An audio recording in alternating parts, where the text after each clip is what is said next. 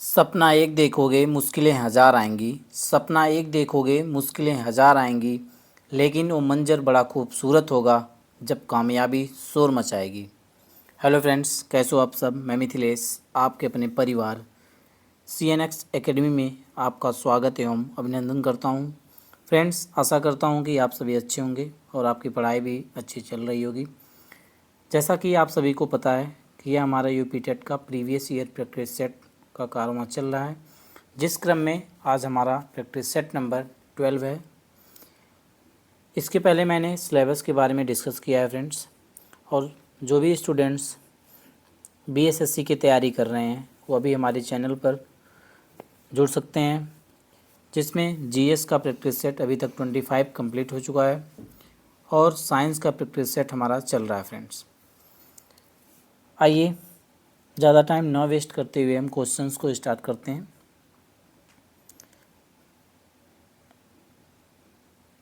हमारा question number 1 है, साक्षी अक्सर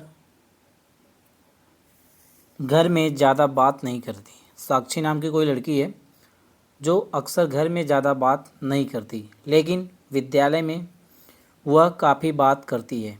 यह दर्शाता है कि फ्रेंड्स, साक्षी नाम की कोई लड़की है, ठीक है। वो अपने घर पे ज़्यादा बातें नहीं करती, बल्कि विद्यालय में जब वह जाती है तो अपने दोस्त यार मित्रों के साथ ज़्यादा से ज़्यादा बात करती है। यह क्या प्रदर्शित करता है? ऑप्शन ए, साक्षी को अपना घर बिल्कुल पसंद नहीं है। ऑप्शन बी, उसके विचारों को विद्यालय से मान्यता नहीं मिलती। ऑप्शन सी, विद्यालय हर समय बच्चों को खूब बात करने का अवसर देता है। ऑप्शन नंबर डी, शिक्षकों की यह मांग होती है कि बच्चे विद्यालय में खूब बातें करें। तो फ्रेंड्स, आप लोग बताएं इसमें राइट आंसर क्या होगा। आपका right answer option number B होगा फ्रेंड्स। ऑप्शन नंबर बी आपका राइट आंसर होगा, जो कि क्या है, उसके विचारों को विद्यालय में मान्यता मिलती है। फ्रेंड्स, साक्षी के घर पर बात करने का कई कारण हो सकता है। क्या पता साक्षी जो बातें घर पर कर रही हों उसकी बातों को मान्यता नहीं मिल रही हो, ठीक है। और छात्र जो होता है फ्रेंड्स, यह अंतर्मुखी भी हो सकता है और बहिर्मुखी भी हो सकता है, ठीक है। बल्कि जो साक्षी है यह ना तो अंतर्मुखी है ना ही बहिर्मुखी है, ठीक है। पहला रीज़न ये हुआ कि फ्रेंड्स, ये जो साक्षी है यह विद्यालय में ज़्यादा बातें क्यों कर रही है और घर पर क्यों नहीं कर रही है। इसका रीज़न यह हो सकता है कि साक्षी को जो है घर में उसकी बातों को उतनी मान सम्मान नहीं मिल रहा हो जितना कि उसे विद्यालय में मिलता है।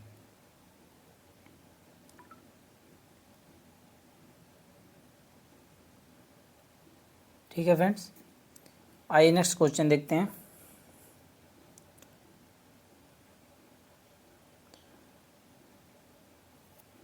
आपका नेक्स्ट क्वेश्चन है, बच्चे दुनिया के बारे में अपनी समझ का सृजन करते हैं, इसका श्रेय को जाता है। फ्रेंड्स, बच्चे दुनिया के बारे में अपनी समझ का जो सृजन करते हैं इसका श्रेय किसको जाता है? Option number A Kohlberg, option B Skinner, option C पियाजे, ऑप्शन डी पावलोव। आपका करेक्ट आंसर होगा ऑप्शन नंबर सी, जो कि क्या है, पियाजे। पियाजे आपका करेक्ट आंसर होगा, ठीक है। पियाजे साहब जो हैं इन्होंने क्या किया, इन्होंने बताया कि बच्चे जो हैं दुनिया के बारे में अपनी समझ का क्या करते हैं फ्रेंड्स, सृजन करते हैं। फ्रेंड्स, जो जीन पियाजे थे इन्होंने वृद्धि और विकास के अवस्थाओं के कई सिद्धांत इन्होंने दिए हैं, ठीक है। और ये बताते हैं कि बच्चे जो है क्या करते हैं, दुनिया के बारे में अपनी समझ का सृजन करते हैं, दुनिया को ये समझ पाते हैं, ठीक है। इस प्रकार बच्चे जैसे जैसे बड़े होते हैं वैसे वैसे क्या करते हैं, समाज के बारे में अपनी समझ का क्या करते हैं फ्रेंड्स, अपनी समझ को डेवलप करते हैं, अपनी समझ को बढ़ाते हैं। जैसे जैसे बड़े होते हैं वैसे वैसे इनका समझ का जो दायरा है यह डे बाय डे बढ़ता जाता है। आइए नेक्स्ट क्वेश्चन देखते हैं। निम्नलिखित में से किस अवस्था में बच्चे अपने समवयस्क समूह के सक्रिय सदस्य बन जाते हैं? फ्रेंड्स, कौन सी ऐसी स्टेज है जिसमें बच्चे अपने समूह के, अपने ग्रुप के एक्टिव मेंबर बन जाते हैं? ऑप्शन ए पूर्व बाल्यावस्था, ऑप्शन बी बाल्यावस्था, ऑप्शन सी किशोरावस्था, ऑप्शन डी प्रौढ़ावस्था। आपका correct answer option number C होगा, जो कि क्या है, किशोरावस्था। किशोरावस्था में बच्चे क्या करते हैं, अपने समवयस्क समूह के एक्टिव मेंबर बन जाते हैं। क्या बन जाते हैं? जो उनका समूह है उनको क्या, उस समूह का ये क्या बन जाते हैं, एक्टिव मेंबर, मतलब सक्रिय मेंबर बन जाते हैं। किस स्टेज में? एडोलेसेंस स्टेज में। ठीक है, किशोरावस्था, जो कि इसे क्या बोलते हैं, एडोलेसेंस स्टेज, जो कि 12 वर्ष से 18 वर्ष तक की अवस्था क्या होती है फ्रेंड्स, होती है। ठीक है, इस अवस्था में क्या करते हैं बच्चे, इसमें इनमें जो क्या होता है फ्रेंड्स, विकास होना शुरू हो जाता है। ठीक है,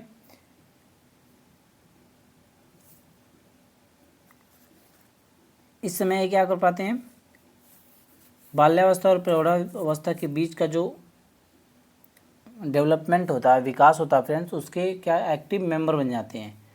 उस समय क्या कर पाते हैं, उसको, उस बीच का जो समायोजन होता है उसको करने में क्या होता है, इन्हें बहुत ही कठिनाई होती है, क्योंकि इस टाइम पे जो है क्रांतिकारी परिवर्तन या प्रोसेस इनके बीच क्या होता है फ्रेंड्स, शुरू होता है। ठीक है, आइए नेक्स्ट क्वेश्चन देखते हैं।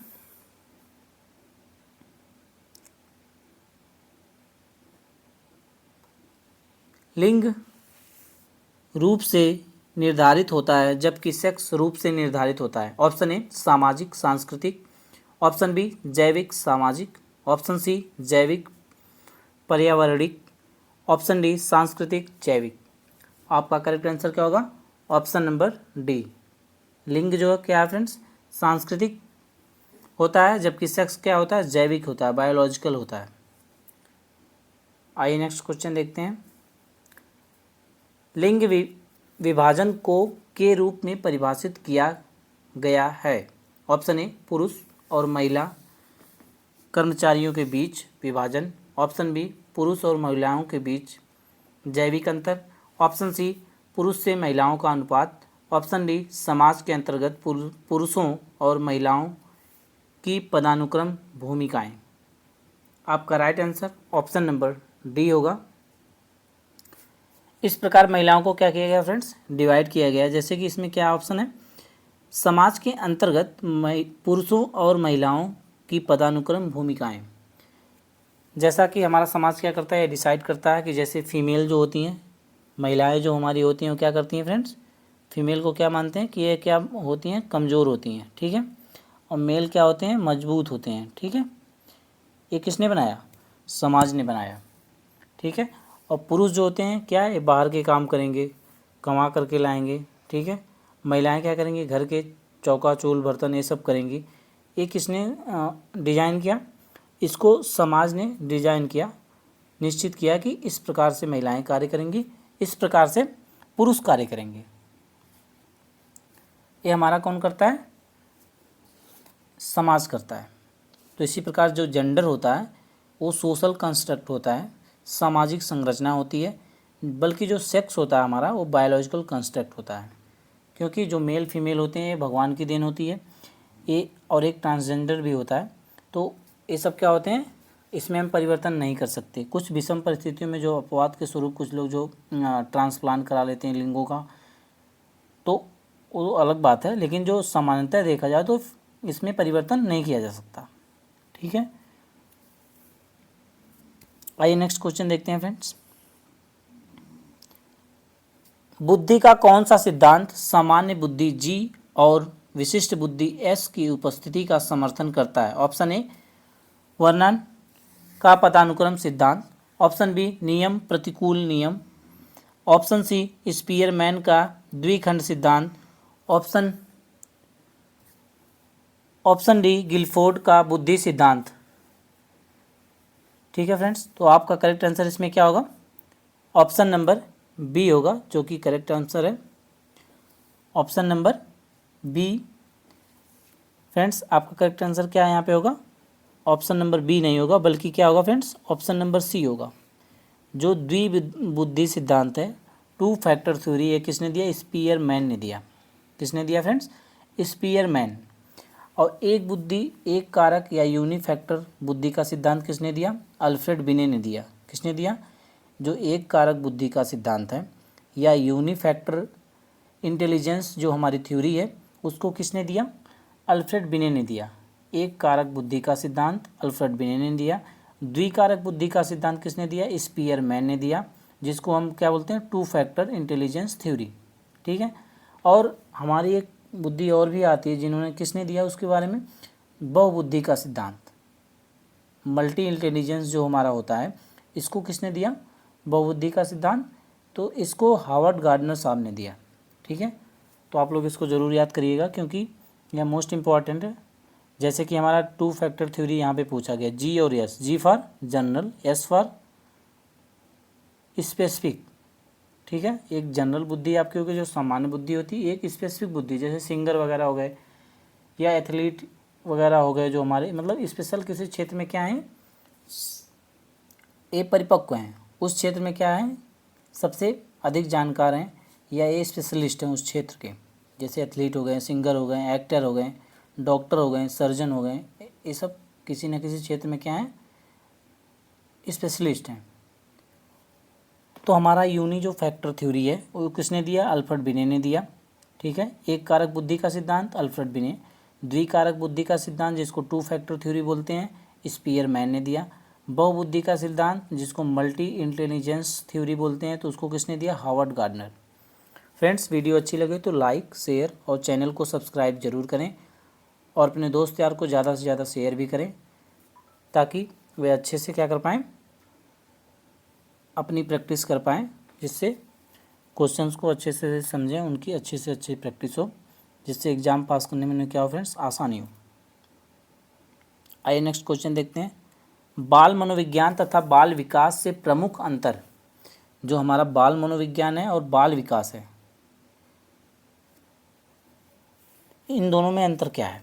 ऑप्शन नंबर ए अध्ययन पद्धतियों में, ऑप्शन बी क्षेत्र में, ऑप्शन सी कार्य में, ऑप्शन डी उपर्युक्त में से कोई नहीं। आपका जो करेक्ट आंसर है ऑप्शन नंबर बी होगा, क्षेत्र में, जो चाइल्ड साइकोलॉजी है। ठीक है। और दूसरा हमारा क्या होगा? Child development. What is the difference between them? इन दोनों में अंतर क्या है फ्रेंड्स? हमारा जो बाल मनोविज्ञान है और बाल विकास। तो जो बाल विकास हमारा है, बाल विकास जैसा कि नाम से ही पता चल रहा होगा, बाल का विकास मतलब बालकों का जो विकास होता है, इसमें उम्र जो हमारी एज बढ़ती है, इसके साथ साथ हमारे शारीरिक व्यवहार में परिवर्तन होता है फ्रेंड्स।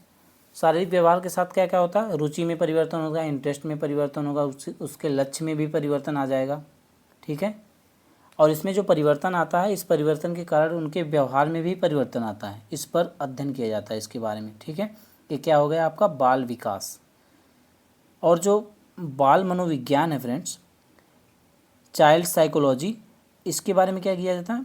इसमें जो है बाल मनोविज्ञान के अंतर्गत हम किसका अध्ययन करते हैं? बालक के व्यवहार का अध्ययन करते हैं। बस किसके बारे में? बालक के जो व्यवहार करता है, जो हमारा चाइल्ड होता है, वो किस प्रकार का व्यवहार कर रहा है, तो हम उसके बारे में डिटेल में अध्ययन करते हैं। किसके अंतर्गत करते हैं?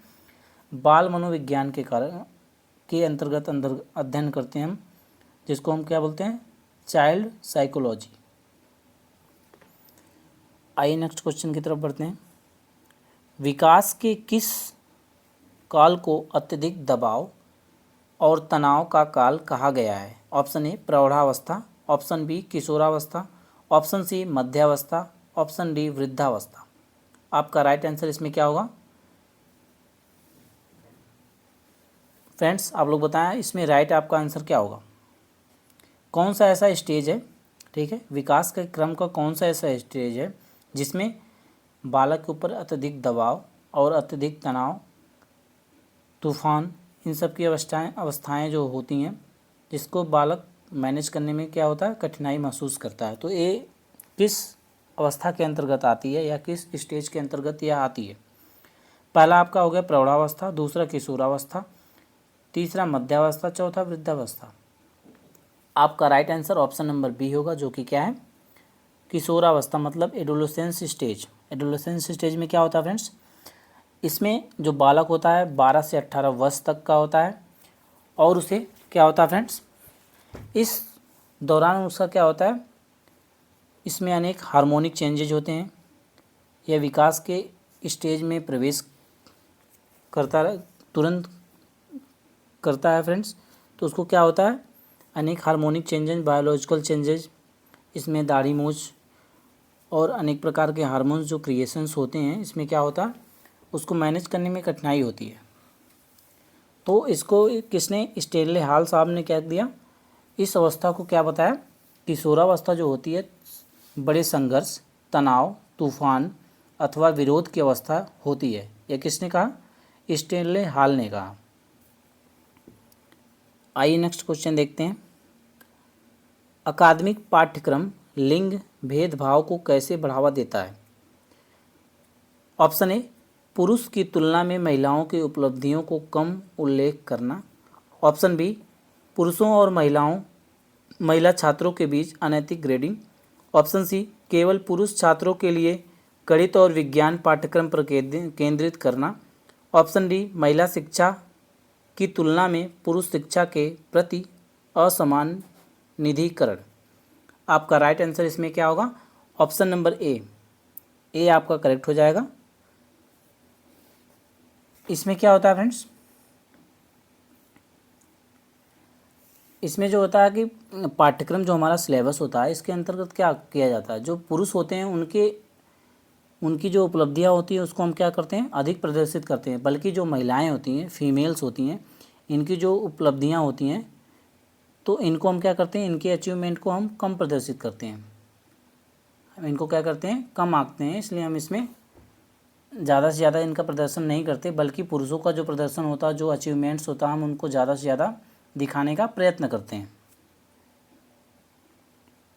आइए नेक्स्ट क्वेश्चन देखते हैं। संस्कृति पर शिक्षा का क्या प्रभाव पड़ता है। जो संस्कृति हमारी है, जो हमारा कल्चर है, उस पर एजुकेशन का क्या इफेक्ट पड़ता है। ऑप्शन ए, संस्कृति का परिष्करण। ऑप्शन बी, संस्कृति के हस्तांतरण में सहायता करना। ऑप्शन सी, संस्कृति की निरंतरता को बनाए रखना। ऑप्शन डी, उपरोक्त सभी, all of above option are correct. तो फ्रेंड्स आपका इसमें राइट आंसर क्या होगा, सभी ऑप्शंस आपके करेक्ट होंगे, जो कि क्या है, ऑप्शन नंबर डी आपका करेक्ट आंसर होगा। जो संस्कृति है उसका शिक्षा पर क्या प्रभाव पड़ता है। तो पहला आपका हो गया, संस्कृति का परिष्करण होता है, संस्कृति के हस्तांतरण में सहायता होती है, क्योंकि जो एजुकेट होंगे बच्चे, शिक्षित होंगे, साक्षर होंगे, तो क्या करेंगे, अपनी संस्कृति को बचाए रखने का प्रयत्न करेंगे और संस्कृति को जो कंटिन्यूटी इसको बनाए रखने में भी मदद करेंगे, क्योंकि वो अपने पिछली संस्कृति के बारे में पढ़ेंगे, उसके बारे में समझेंगे, तो आगे भी उस संस्कृति को बढ़ाने का प्रयत्न करेंगे। इस प्रकार आपका right answer option number D होगा। आइए नेक्स्ट क्वेश्चन देखते हैं। मानवीय विकास में आनुवंशिकता एवं परिवेश की भूमिका के संदर्भ में निम्नलिखित में से कौन सा कथन समुचित है। ऑप्शन ए, परिवेश की भूमिका लगभग स्थिर सी रहती है, जबकि आनुवंशिकता का प्रभाव परिवर्तित होता है। जो परिवेश हमारा होता है फ्रेंड्स, जो सराउंडिंग होती है, सराउंडिंग मतलब परिवेश, इसकी भूमिका क्या होती है, स्टेबल होती है। स्टेबल का मतलब स्थिर। और जो हमारी आनुवंशिकता हेरिडिटी है, इसका इफेक्ट क्या होता है, ये हमेशा क्या होती है, परिवर्तित होती है, स्टेबल नहीं होती है। ठीक है, ये इसमें चेंजेज होता रहता है। आपका राइट आंसर क्या होगा फ्रेंड्स, इसमें आपका right answer option number C होगा, जो कि क्या है फ्रेंड्स, विकास के विभिन्न क्षेत्रों में आनुवंशिकता एवं परिवेश का सापेक्षिक प्रभाव परिवर्तनशील है। आपका correct answer option number C हो जाएगा। क्या होगा फ्रेंड्स, विकास के विभिन्न क्षेत्रों में आनुवंशिकता एवं परिवेश का सापेक्षिक प्रभाव पड़ता है। मतलब विकास का जो विभिन्न क्षेत्र है, डेवलपमेंट का जो डिफरेंट एरियाज हैं, इनमें क्या होता है, आनुवंशिकता मतलब हेरिडिटी और परिवेश मतलब सापेक्षिक, परिवेश मतलब सराउंडिंग, हेरिडिटी और सराउंडिंग का क्या होता है, सराउंडिंग का मतलब हम क्या बोल सकते हैं, एनवायरनमेंट, ठीक है। आनुवंशिकता और परिवेश का दोनों का क्या होता है, परस्पर प्रभाव पड़ता है, जो कि क्या होता है फ्रेंड्स, ये परिवर्तनशील होता है। आइए नेक्स्ट क्वेश्चन देखते हैं। सामाजिकरण में सम्मिलित है सांस्कृतिक आचरण और ऑप्शन ए बच्चों को लेबलों में समायोजित करना, ऑप्शन बी व्यक्तित्व विकास, ऑप्शन सी विद्रोहियों को निरुत्साहित करना, ऑप्शन डी संवेगात्मक समर्थन का उपलब्ध करना फ्रेंड्स, जो संवेगात्मक समर्थन है उसको उपलब्ध करना। तो आपका राइट में आंसर क्या हो जाएगा, ऑप्शन नंबर बी। मतलब समाजीकरण जो हमारा सोशलाइजेशन है, इसमें कौन कौन सी चीज़ें आती हैं। पहला तो आपका सांस्कृतिक संचरण हो गया, ठीक है, कल्चरल जो हो गया उस कल्चर, और दूसरा आपका हो गया व्यक्तित्व का विकास, ठीक है।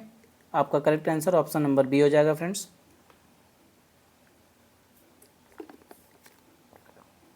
आइए नेक्स्ट क्वेश्चन देखते हैं।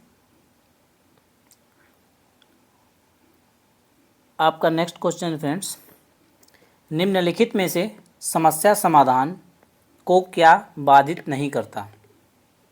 ऑप्शन ए मोर्चाबंदी, इंट्रेंचमेंट, ऑप्शन बी निर्धारण फिक्सेशन, ऑप्शन सी अंतर्दृष्टि मतलब इनसाइट, ऑप्शन नंबर डी मानसिक प्रारूपता मेंटल सेट्स।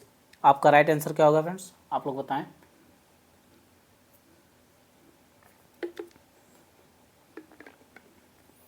आपका करेक्ट आंसर होगा ऑप्शन नंबर सी, जो कि क्या है फ्रेंड्स,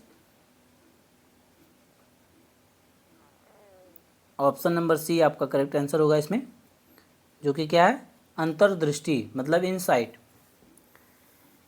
यह समस्या समाधान को क्या करता है, बाधित नहीं करता। अंतर्दृष्टि का सिद्धांत जो होता है फ्रेंड्स, सामान्यतः क्या होता है, इसमें किसी भी विषय वस्तु का जो संबंध होता है किसी विशेष कारण अथवा प्रभाव को समझने से होता है, ठीक है। इसमें जो होता है सामान्य अंतर्दृष्टि का जो सामान्य संबंध होता है किसी विशेष विषय वस्तु के संबंध में या किसी विशेष कारण से इसको क्या होता है फ्रेंड्स, इस पर प्रभाव पड़ता है। अतः समस्या समाधान क्या करती है हमारी, या किसी प्रकार से समस्या समाधान को बाधित नहीं करती। क्या नहीं करती, इनसाइट, जो हमारी अंतर्दृष्टि है। तो क्या हमारे इसमें जो समस्या समाधान को के जो बाधक हैं वो कौन कौन से हैं। पहला आपका हो गया मोर्चाबंदी इंट्रेंचमेंट, दूसरा आपका हो गया निर्धारण फिक्सेशन, तीसरा हो गया मानसिक प्रारूपता या मेंटल सेट्स। ये सब क्या हैं, समस्या समाधान के बाधक है फ्रेंड्स, ठीक है। आइए नेक्स्ट क्वेश्चन देखते हैं। बाल विकास इनका अध्ययन है। ऑप्शन ए बालकों के विकास के विभिन्न पहलुओं का, ऑप्शन बी बालकों के व्यवहारों का, ऑप्शन सी विकास को प्रभावित करने वाले तत्वों का, ऑप्शन डी उपर्युक्त सभी का। आपका करेक्ट आंसर क्या होगा, ऑप्शन नंबर डी उपर्युक्त सभी। बाल विकास के अंतर्गत कौन कौन सी चीज़ें आती हैं। बाल विकास में बालक के सभी शारीरिक मानसिक सामाजिक मौलिक व व्यवहारिक पहलुओं का क्या होता है, अध्ययन होता है। इस प्रकार आपका राइट आंसर हो जाएगा ऑप्शन नंबर डी, जो कि आपके तीनों ऑप्शंस क्या हैं फ्रेंड्स, करेक्ट है।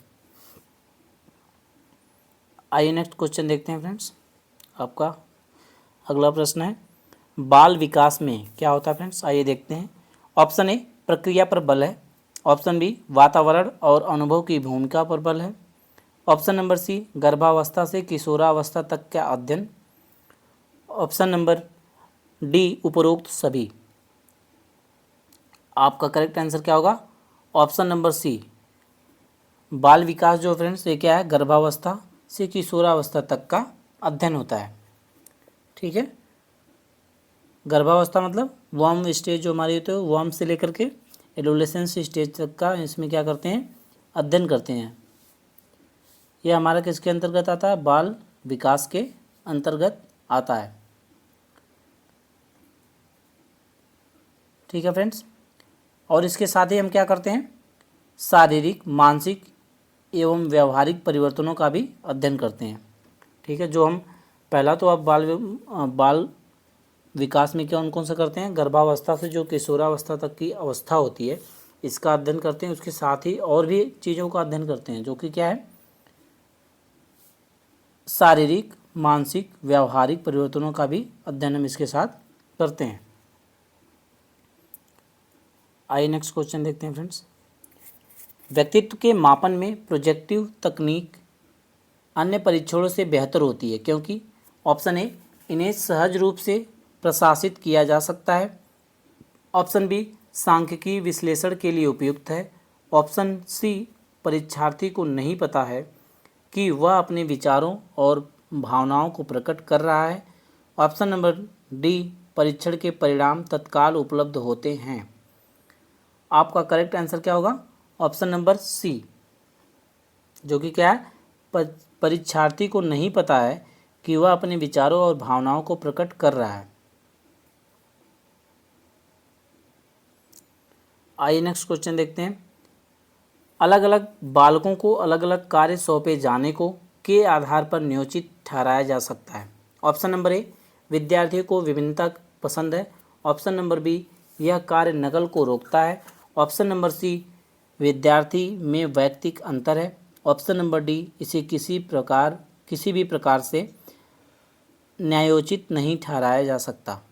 तो आपका right answer option number C होगा, जो कि क्या है, ऐसा क्यों किया जाता है फ्रेंड्स, क्योंकि विद्यार्थियों में वैयक्तिक अंतर होता है। जो इंडिविजुअल होते हैं, डिफरेंट इंडिविजुअल में क्या होता है, डिफरेंट डिफरेंसेस पाए जाते हैं। मतलब जो वैयक्तिक विभिन्नता पाई जाती है इंडिविजुअल में क्या होते हैं, प्रत्येक जो व्यक्ति होता है, साधारण सा मतलब है कि जो प्रत्येक व्यक्ति होता है सब में अलग अलग डिफरेंसेस पाए जाते हैं, विभिन्नता पाई जाती हैं।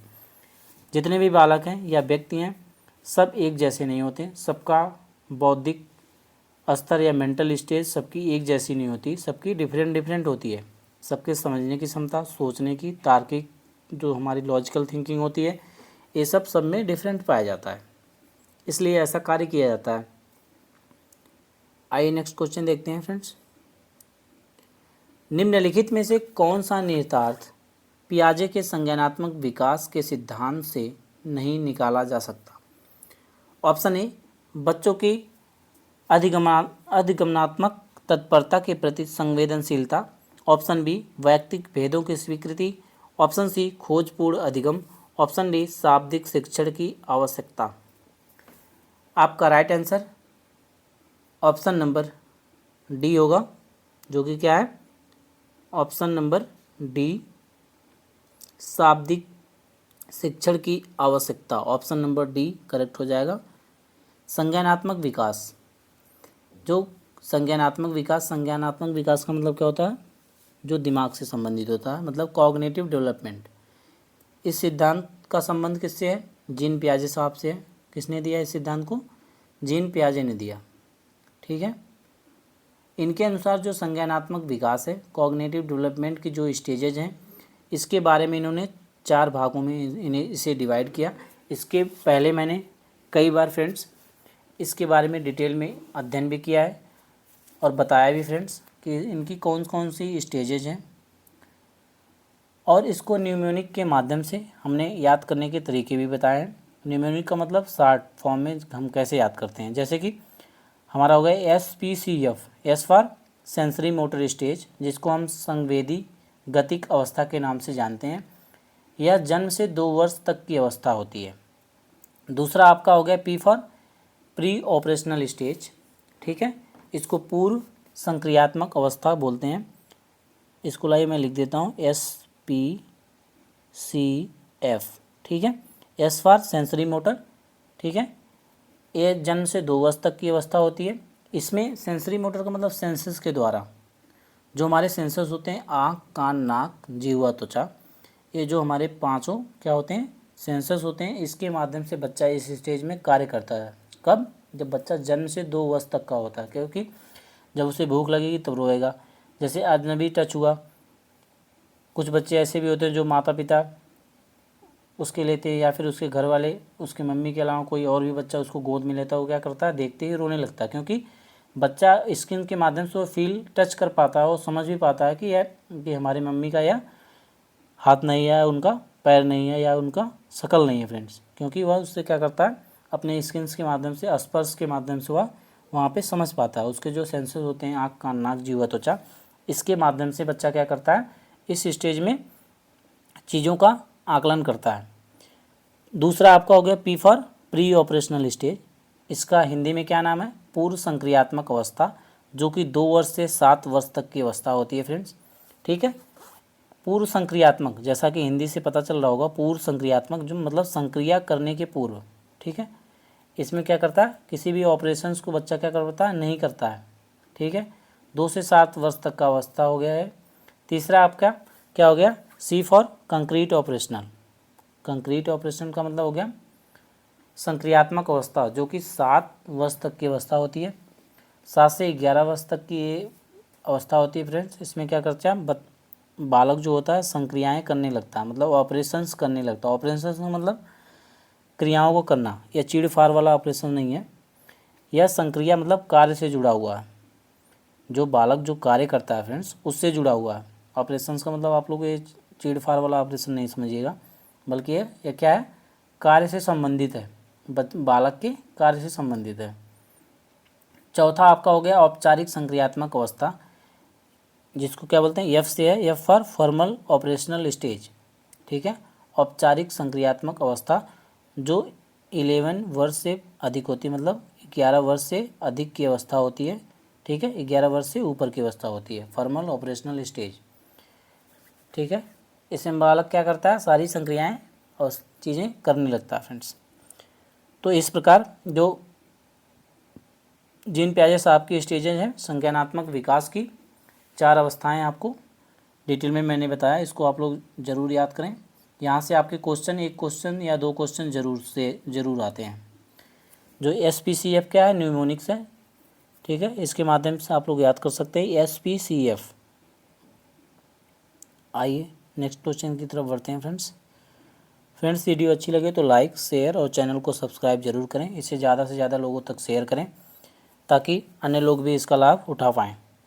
आइए नेक्स्ट क्वेश्चन देखते हैं।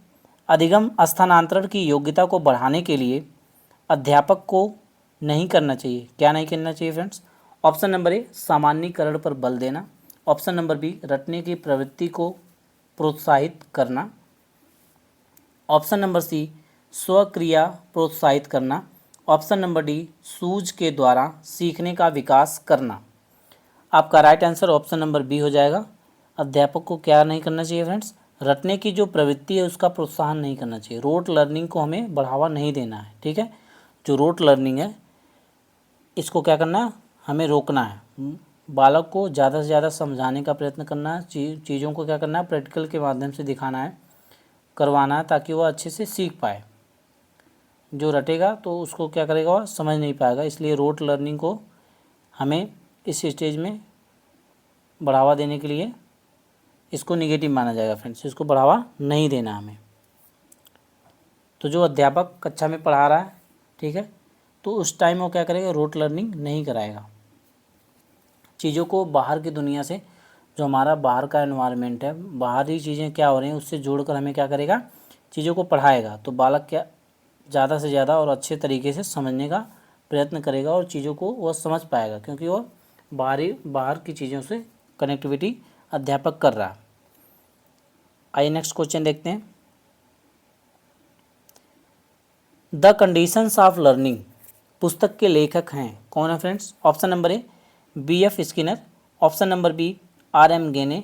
Option number C, IP Pavlov. Option number D, EL Thorndike. आपका right answer option number B होगा। द कंडीशंस ऑफ लर्निंग पुस्तक के लेखक कौन है, RM गेने। इन्होंने क्या किया फ्रेंड्स, कब इस पुस्तक को इन्होंने प्रस्तुत किया, 1970 में इन्होंने इस पुस्तक का क्या किया फ्रेंड्स, इसको इन्होंने लिखा। इसमें इन्होंने क्या किया, द कंडीशंस ऑफ लर्निंग में इन्होंने क्या किया फ्रेंड्स, 8 प्रकार की अधिगम परिस्थितियों का वर्णन किया। क्या किया, इस पुस्तक में इन्होंने जो लर्निंग हमारी होती है, लर्निंग मतलब अधिगम को इसकी कौन कौन सी कंडीशंस हैं इसके बारे में इन्होंने वर्णन किया, जो कि कितने प्रकार की, 8 प्रकार की। ठीक है। और जो हमारा सेकंड वर्ल्ड वार हो रहा था फ्रेंड्स उस टाइम पे, द्वितीय विश्व युद्ध, उस समय इन्होंने पायलट जो थे, जो एरोप्लेन के, हवाई जहाज़ों के जो पायलट्स थे, उन सभी को इन्होंने क्या किया, ट्रेनिंग दिया उस टाइम पे। और उस वहाँ से इन्होंने समझा कि जो सिचुएशंस हमारे बीच आती हैं, जो उस समय कंडीशंस आती हैं, जो परिस्थितियाँ आती हैं, उसको कैसे फेस किया जाए, किस प्रकार से उस वहाँ पर हम क्या करेंगे, लोगों को डेवलप करेंगे। तो इन्होंने उस समय जब पायलटों को इन्होंने ट्रेनिंग दी थी, उस समय की सिचुएशंस को इन्होंने समझा, उसमें अनुक्रिया इन्होंने अभ्यास कराया, पुनर्वलन तथा सार्थक अधिगम सामग्री जैसी चीज़ों को इन्होंने बताया कि किस प्रकार से चीज़ें प्रभावी होती हैं फ्रेंड्स। आइए नेक्स्ट क्वेश्चन देखते हैं। संवेग क्या है? संवेग का मतलब होता है इमोशंस। तो इमोशन क्या होता है? ऑप्शन नंबर ए क्रोध व भय, ऑप्शन नंबर बी प्रेम व स्नेह, ऑप्शन नंबर सी उत्तेजना या भावों का परिवर्तन, ऑप्शन नंबर डी उपर्युक्त में से कोई नहीं, नन ऑफ दीज। तो फ्रेंड्स आप लोग बताएं आपका इसमें राइट आंसर क्या होगा। संवेग क्या है, मतलब इमोशंस क्या होते हैं?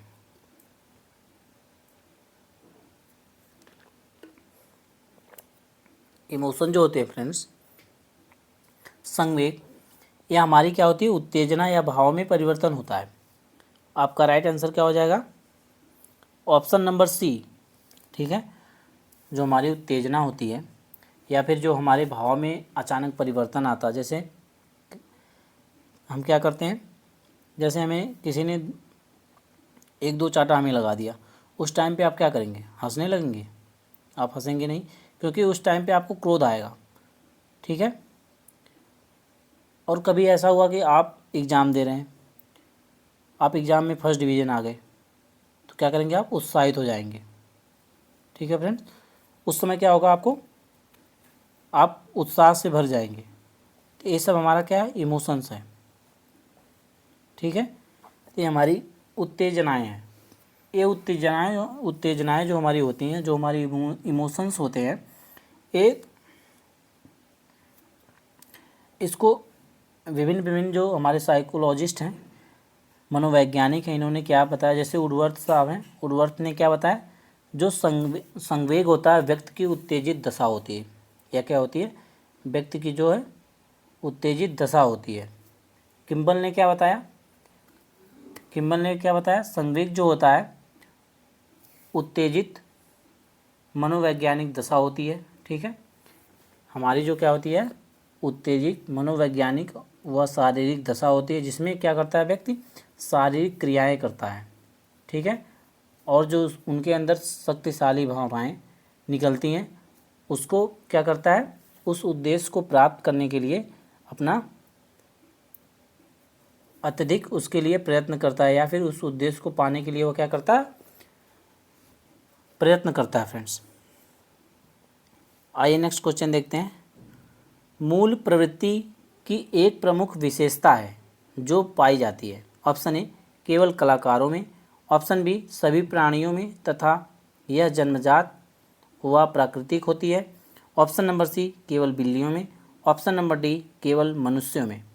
आपका right answer option number B होगा, जो कि क्या है, सभी प्राणियों में तथा यह जन्मजात व प्राकृतिक होती है। जो मूल प्रवृत्ति होती है यह क्या होती है, सभी प्राणियों में पाई जाती है, या जन्मजात या फिर क्या हो सकती है, प्राकृतिक, दोनों होती है फ्रेंड्स।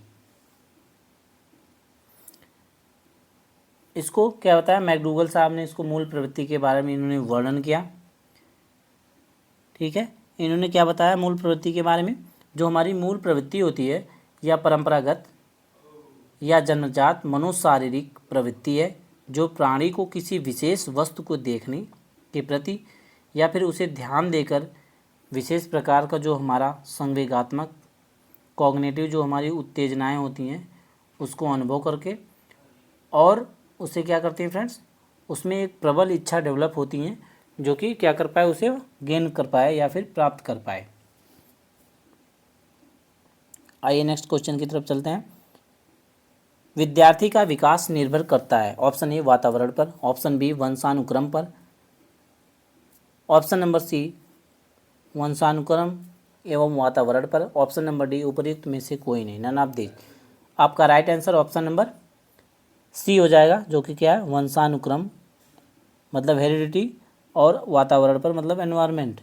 जो हमारा हेरिडिटी और एनवायरनमेंट होता है, इन दोनों पर इसका विद्यार्थी का जो क्या होता है, विकास निर्भर करता है। इसमें जो हमारा वंशानुक्रम है, हेरिडिटी है, और जो हमारे आसपास की चीज़ें हैं या फिर माहौल, हमारा जो आस पड़ोस, परिवार, ये सब चीज़ें क्या करती हैं, बच्चे के विकास में क्या करती हैं, एक महत्वपूर्ण भूमिका अदा करती हैं। क्योंकि जो हमारा परिवार होता है, यदि हमारा परिवार बहुत ही अच्छा है, सभी लोग साक्षर हैं, पढ़ने लिखने में अच्छे हैं, कोई भी झगड़ालू नहीं है, तो हम क्या करेंगे, उसी प्रकार का डेवलप हमारा होगा। अगर आस पड़ोस में कोई झगड़ालू है, डेली लड़ाइयाँ कर रहा है, मार वगैरह कर रहा है, कोई गाली दे रहा है, तो बालक क्या करेगा, अपने सराउंडिंग से भी चीज़ें सीखता है। वह उस पर क्या करेगा, उसका बुरा प्रभाव पड़ेगा, वह भी गाली सीखेगा, मार काट में जाएगा। इसलिए क्या करते हैं, ये जो स्टेज होता है बालक या बच्चों के डेवलपमेंट का, तो यह स्टेज सेंसिटिव होता है, बहुत ही सेंसिटिव या क्रिटिकल पीरियड माना जाता है। इस टाइम पे इन्हें क्या करना है, एक अच्छा सा माहौल देना है, जिसमें इनका बौद्धिक विकास अच्छे से अच्छा हो पाए। आइए नेक्स्ट क्वेश्चन देखते हैं। सामान्यतः यह देखा जाता है कि बच्चा थोड़े बहुत मायनों में अपने माँ बाप से भिन्न होता है। इसे किसके आनुवंशिकीय नियम के जरिए विश्लेषित किया जा सकता है? ऑप्शन ए कीटाणु के जनन द्रव्य सिद्धांत द्वारा, ऑप्शन बी विभेद, ऑप्शन सी समानता, ऑप्शन नंबर डी अवनति। आपका right answer option number D B हो जाएगा, जो कि क्या है, विभेद। इसको क्या बोलते हैं, हेरिडिटरी डिफरेंशिएशन, वंशानुक्रम जो विभेद होते हैं फ्रेंड्स, उससे। जैसे किसी माँ बाप के 4 बच्चे हैं, तो ऐसा ज़रूरी नहीं कि चारों बच्चे सेम एज इट इज़ वैसे ही होंगे जैसे पहला बच्चा है। प्रत्येक बच्चों में कुछ ना कुछ डिफरेंसेस पाए जाते हैं, कुछ ना कुछ भिन्नता पाई जाएगी। यह किसके कारण होती है, यह जो विभेद के कारण होती है। हेरिडिटी जो हमारा होता है, हेरिडिटी डिफरेंशिएशन होता है, इसके अंतर्गत यह चीज़ें पाई जाती हैं। यह ज़रूरी नहीं कि पहला बच्चा गोरा है तो दूसरा भी गोरा होगा, पहला लंबा है तो दूसरा भी लंबा होगा।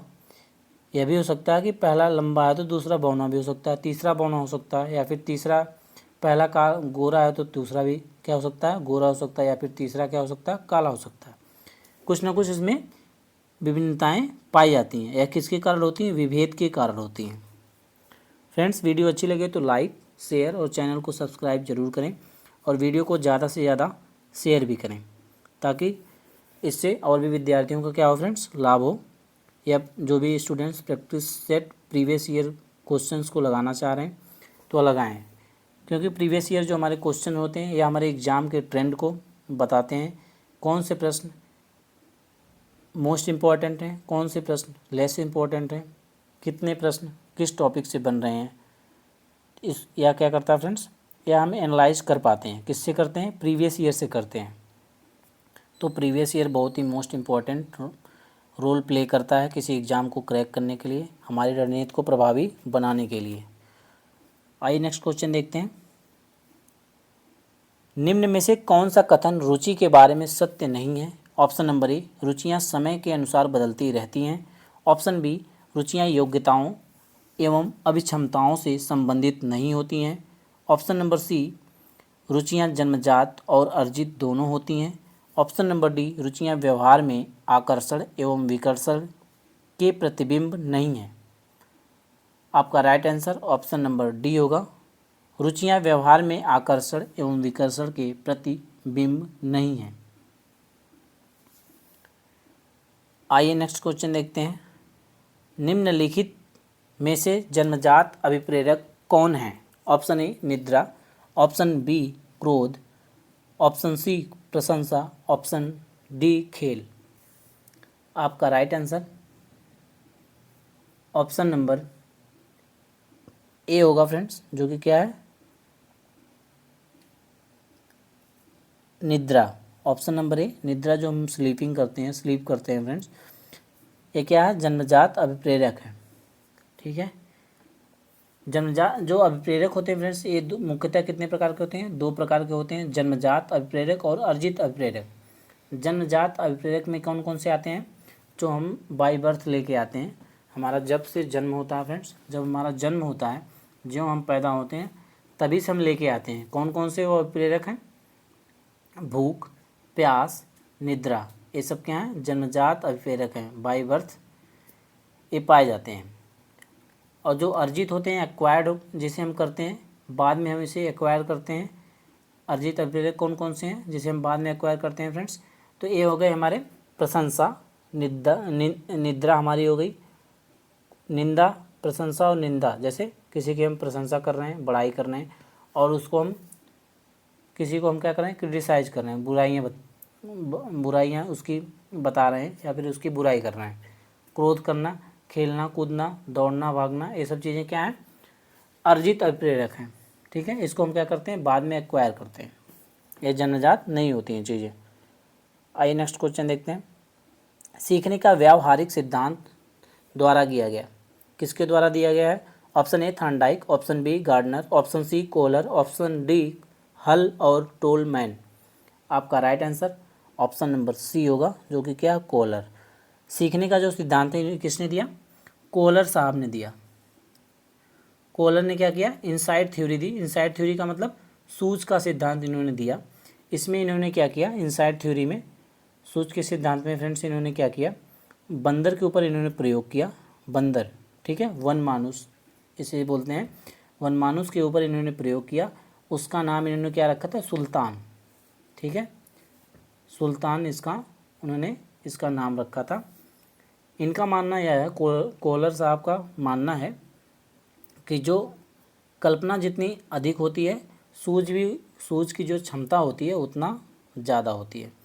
मतलब हम जितने ज़्यादा इमेजिनेशन करते हैं, कल्पनाएं करते हैं, उतनी ही ज़्यादा हम क्या कर पाते हैं? हमारी जो सूझ की जो कैपेसिटी होती है उतनी ही अधिक हमारी बढ़ती है। आइए नेक्स्ट क्वेश्चन देखते हैं। शिक्षा शास्त्र का वह प्रकार जिसमें विशिष्ट शिक्षा की आवश्यकता होती है। ऑप्शन नंबर ए विशेष लोगों को दी जाती है, ऑप्शन बी विकलांग व्यक्तियों को दी जाती है, ऑप्शन नंबर सी बुद्धिमान व्यक्तियों को दी जाती है, ऑप्शन नंबर डी स्थानीय मुखिया द्वारा संस्थापित होती है। आपका correct answer option number B होगा, विकलांग व्यक्तियों को दी जाती है। आइए नेक्स्ट क्वेश्चन देखते हैं। सांस्कृतिक पूर्वाग्रह मतलब पक्षपात से बचने के लिए निम्नलिखित में से कौन सी एक अच्छी आकलन योग्यता है? ऑप्शन ए विभिन्न विधियों का उपयोग विद्यार्थियों के आकलन के लिए करना, ऑप्शन बी एक अच्छे मानकीकृत परीक्षण का उपयोग करना, ऑप्शन नंबर बी मानव जाति भिन्नताओं को आनुवंशिकता के कारण मानना, ऑप्शन नंबर डी आकलन के उद्देश्य के लिए पोर्टफोलियो से बचना। आपका करेक्ट आंसर क्या होगा? ऑप्शन नंबर ए। ऑप्शन नंबर ए आपका करेक्ट आंसर हो जाएगा, जिसमें हम सांस्कृतिक पूर्वाग्रह या फिर पक्षपात से कैसे बच सकते हैं उसका वर्णन है। जैसे कि क्या है? विभिन्न विधियों का उपयोग करके विद्यार्थियों के आकलन के लिए इन पर परीक्षण करना या फिर इनका उपयोग करना। जैसे विभिन्न विधियां जो होती हैं उनके माध्यम से इनका हम आकलन करेंगे। किसी एक विधि से अगर हम करते हैं, ठीक है, किसी एक विधि से सबका होगा नहीं, क्योंकि सबका IQ लेवल सेम है नहीं, सबकी जो सोचने समझने की कैपेसिटी है सेम नहीं होती है, सबकी अलग अलग क्षमताएं होती हैं। तो हम विभिन्न उपयोग के माध्यम से हम क्या कर सकते हैं? इनका आकलन कर सकते हैं। आइए नेक्स्ट क्वेश्चन देखते हैं। समान लिंग मित्रता के दौरान प्रबलित होती है। मतलब समान लिंग जो सेम सेक्स हमारा होता है, सेम सेक्स फ्रेंडशिप, मतलब समान लिंग की जो मित्रता होती है किस टाइम पे आती है? ऑप्शन नंबर ए प्रारंभिक किशोरावस्था, ऑप्शन नंबर बी प्रारंभिक बचपन, ऑप्शन नंबर सी मध्य किशोरावस्था, ऑप्शन नंबर डी मध्य बचपन। आपका राइट आंसर क्या होगा फ्रेंड्स? आपका राइट आंसर ऑप्शन नंबर ए होगा, जो कि क्या? प्रारंभिक किशोरावस्था। प्रारंभिक किशोरावस्था में बालक क्या करता है? समान लिंग की ओर आकर्षित होता है। मतलब जो सेम सेक्स होते हैं उसकी तरफ बच्चा क्या होता है? आकर्षित होता है। जैसे मेल की तरफ फीमेल की तरफ। इसमें बालक क्या करता है, जैसे लड़का होता है वो लड़कों से दोस्ती करना पसंद करता है प्रारंभिक किशोरावस्था के दौरान, और जो फीमेल्स होती हैं, जो लड़कियां होती हैं, वो लड़कियों से दोस्ती करना पसंद करती हैं। फ्रेंड्स, इसी के साथ आज का क्लास हमारा एंड होता है। मिलते हैं नेक्स्ट क्लास में नेक्स्ट वीडियो के साथ। वीडियो अच्छी लगी तो लाइक, शेयर और चैनल को सब्सक्राइब जरूर करें और वीडियो को ज़्यादा से ज़्यादा शेयर करें friends. Thanks for watching this video.